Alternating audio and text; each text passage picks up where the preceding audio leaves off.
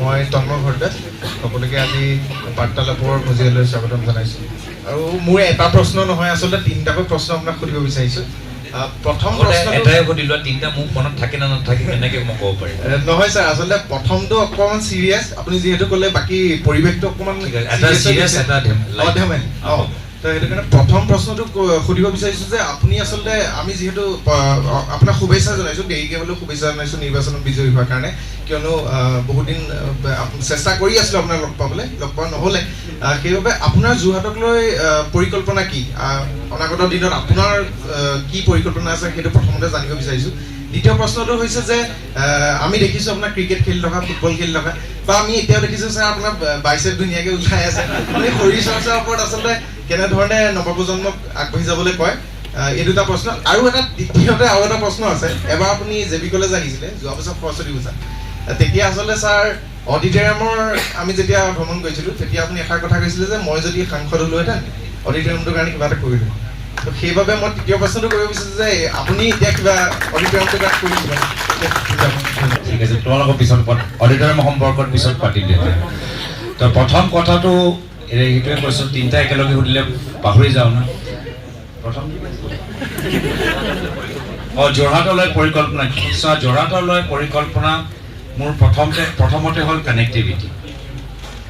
আৰু সেইকাৰণে তোমালোকে দেখিছা যে যোৱা বছৰে মই বাৰম্বাৰ কেন্দ্ৰ আমাৰ মন্ত্ৰী নীতিন গাডকাৰী ডাঙৰীয়াৰ লগত লগ পাই তেখেতক জনাবলৈ চেষ্টা কৰিছোঁ যে যোৰহাট ডিব্ৰুগড় হাইৱে বহুত দিনৰ পৰা বহুত বছৰৰ পৰা তাত একো প্ৰগ্ৰেছ হোৱা নাই এনে পৰি আছে বাৰম্বাৰ মানে টেণ্ডাৰৰ ওপৰত টেণ্ডাৰ হৈ থাকে কিন্তু মানে কামখিনি নহয় ছবাৰ তেওঁলোকৰ ৰিটেণ্ডাৰিং হৈ থাকিলে কিন্তু কামখিনি নহয় তো বহুত আমি হেঁচা দিয়াৰ পিছত এতিয়া লাহে লাহে কামখিনি অলপ আৰম্ভ কৰা গৈছে তথাপিও মই সন্তুষ্ট নহয় তেওঁ আমাক সদনৰ ভিতৰত কৈ দিছিল যে ফেব্ৰুৱাৰী মাহত সম্পূৰ্ণ হৈ যাব ফেব্ৰুৱাৰী মাহতো নহয় আৰু 6 মাহ লাগিব কিন্তু একো নহয় যদি তেওঁ এই বছৰৰ ভিতৰতে যদি ফ্লাইঅভাৰ গোটেইখিনি কাম সম্পূৰ্ণ কৰি দিয়ে মই তেওঁক গামোচা পিন্ধাম সেইটো মই আগতেও কৈছোঁ এতিয়াও মই নিজৰ কথাত মই অটল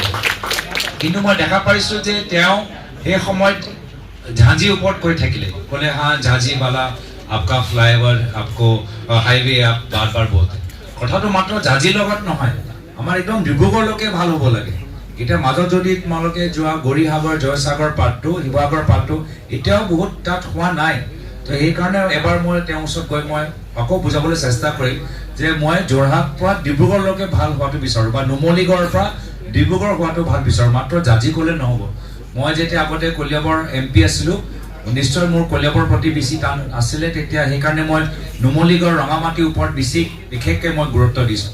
নুমলীগড় ৰঙামাটিটো ভাল হ'ল এতিয়া নুমলীগড় ৰঙামাটি হ'ল এতিয়া কলিয়াবৰ MP হ'লেও যোৰহাটৰ প্ৰতি মোৰ এটা বিশেষ কাৰণে যোৰহাটৰ কথাও কলিয়াবৰ MP থকা সময়তো মই কৈছিলোঁ এতিয়াও মই লাগি আছোঁ আৰু দ্বিতীয় কথাটো হ'ল যে কানেক্টিভিটিৰ ক্ষেত্ৰত আমাৰ ফ্লাইটৰ বহুত অসুবিধা আছে আজিৰ পৰা 2 বছৰ আগত ফ্লাইট আছিলে ভায়া গুৱাহাটীত আছিলে তাৰ আগতেতো জেট এয়াৰৱেজৰ ডাইৰেক্ট দিল্লী যোৰহাটৰ ফ্লাইট আছিলে তো বহুত আমাৰ দিল্লীত বহি থকা আমাৰ যিসকল মানুহবোৰ যুৱক যুৱতীসকল আছে বা মানুহবোৰ আছে তেওঁলোকে যেতিয়া ঘৰলৈ আহিবলৈ বিচাৰে এটা ডাইৰেক্ট ফ্লাইট এটা বিচাৰে এতিয়া কেন্দ্ৰীয় চৰকাৰ উড়ানৰ কথা কয় কিন্তু আজি যোৰহাটত আজি উড়ানৰ কোনো সুবিধাই নাই আমাৰ ফ্লাইট ডাইৰেক্টলি যায় কলিকতা বা সন্ধিয়া ভাগত কোনো ফ্লাইট নাই তো যোৰহাটৰ ফ্লাইট কানেক্টিভিটিৰ ওপৰত মই জোৰ দিছোঁ আৰু ইতিমধ্যে মই অসমৰ চুকে কোণে গৈছোঁ ৰেলৱেজ লৈ মানুহৰ বহুত অসুবিধা আছে এতিয়া অলপ দিন আগতে বিহালীত আমাৰ উপ নিৰ্বাচন হৈ গ'ল বিহালীতো আমাৰ মানুহবোৰে ক'লে যে আমি BDT এটা ষ্টেচন আছে ইয়াত কোভিডৰ আগত ট্ৰেইন ইয়াত আমাৰ ট্ৰেইন ষ্টপেজ আছিলে কোভিডৰ পিছত ট্ৰেইন ষ্টপেজটো নাই তো আজি তেওঁলোকৰ বহুত অসুবিধা হৈছে তো এই ধৰণৰ ৰেলৱেজৰ ক্ষেত্ৰতো মই ভাবোঁ বহুতখিনি ইয়াত কৰিবলগীয়া আছে ৰেলৱেজ মন্ত্ৰী আহিলে অসমত কিন্তু অসমৰ যে বাস্তৱিক আমাৰ যে ৰেলৱেজৰ ক্ষেত্ৰত যি আমাৰ দাবীবোৰ যে আছিলে এই দাবীৰ ওপৰত তেওঁ বিশেষ মন্তব্য নিদিলে মই ভাবোঁ তো বহুতখিনি কৰিবলগীয়া আছে কিন্তু আজিৰ তাৰিখত প্ৰথমতে মই কানেক্টিভিটিৰ ওপৰত মই জোৰ দি আছোঁ যোৰহাট মাজুলী দলঙৰ ওপৰতো আমি জোৰ দিয়াটো বিচাৰোঁ দ্বিতীয় কথাটো হ'ল যে শৰীৰ চৰ্চাটো মই আজিৰ তাৰিখত কিয় মই বিশেষভাৱে গুৰুত্ব দিবলৈ বিচাৰোঁ নৱ প্ৰজন্মৰ মাজতে মই এই চৰ্চাটো লৈ যাবলৈ বিচাৰোঁ কিয়নো আজিৰ তাৰিখত আটাইতকৈ বেছি সময় যদি যুৱকসকলে ক'ৰবাত মানে ব্যৱহাৰ কৰে এয়া হ'ল নিজৰ মোবাইল ফোনৰ ওপৰত যি ৰীল বনাব যি ইনষ্টাগ্ৰাম ভিডিঅ' বনাব যি sports entertainment comedy fashion review আমাৰ যোৰহাট যেনেকুৱা কি ইয়াত হ'ব লাগে ভাল কথা ৰীলখিনি বনোৱা কিন্তু তাৰলৈকে সীমিত যে হৈ থাকে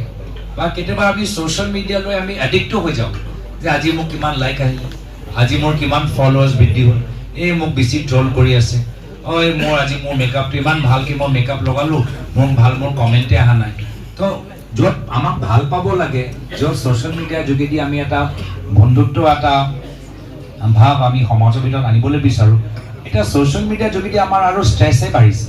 আমাৰ এংজাইটি আৰু বাঢ়িছে আমাৰ প্ৰেছাৰ আৰু বাঢ়িছে আৰু আমি নিজৰ যে প্ৰডাক্টিভ টাইম যি টাইমত আমি কিবা ভাল কাম প্ৰডাক্টিভ আমি কৰিব পাৰোঁ নিজৰ যি জীৱনৰ ভিতৰত যি সপোন বা যি লক্ষ্য আমি পূৰণ কৰিব পাৰোঁ সেই টাইমটো আমি নষ্ট কৰোঁ তাতকৈ ভাল মই ভাবোঁ যদি আমি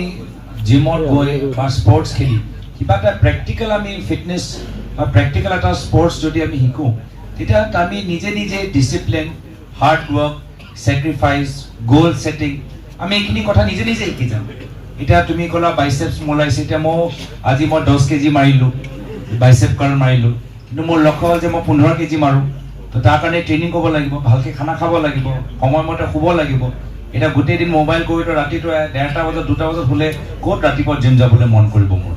তো সেইকাৰণে মই নিজে দেখিছোঁ কি যেতিয়া মই ৰেগুলাৰলি জিম যাওঁ মই টাইমত শুবলৈ চেষ্টা কৰোঁ আৰু ৰাতিপুৱা সোনকালে উঠোঁ জিম যাব লাগে